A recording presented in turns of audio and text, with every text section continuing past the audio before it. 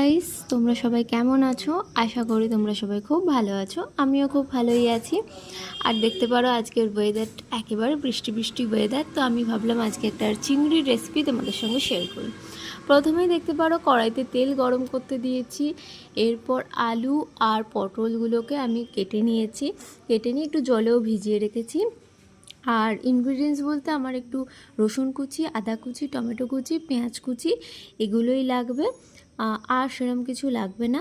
আর চিংড়ি মাছগুলোকে আমি একটু হলুদ আর নুন দিয়ে 15-20 মিনিটের মতন মাখিয়ে রেখে দিয়েছিলাম।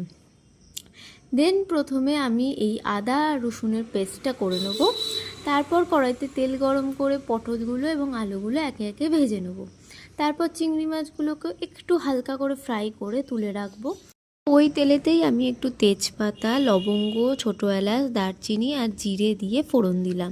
দেওয়ার পর একটু গন্ধ ছাড়তে ছাড়তে তখন আমি পেঁয়াজগুলোকে অ্যাড করে দিলাম। পেঁয়াজগুলো যাতে তাড়াতাড়ি ভাজা হয় তার জন্য অল্প একটু নুনও দিলাম।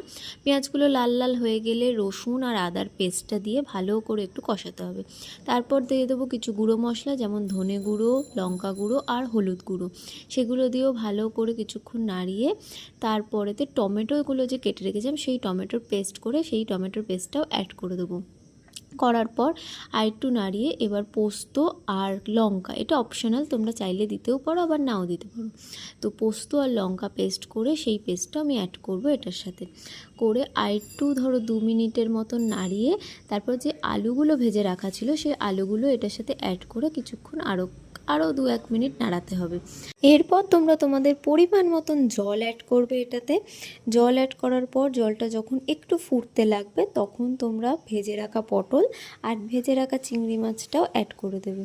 তারপরেতে পরিমাণ মতন একটুখানি নুন আর জাস্ট অল্প স্বাদের জন্য চিনি দিয়ে কিছুক্ষণ ফুটতে দেবে। এরপর একদম নামানোর সময় একটু ঘি আর একটু গরম মশলা দিয়ে নামিয়ে দিতে পারো। আর সঙ্গে যদি একটু ধনেপাতা থাকে ধনেপাতাও দিয়ে দিতে পারো। ট্রাস্ট মি, তোমরা বাড়িতে একবার ট্রাই করে দেখো, দারুণ হয় খেতে।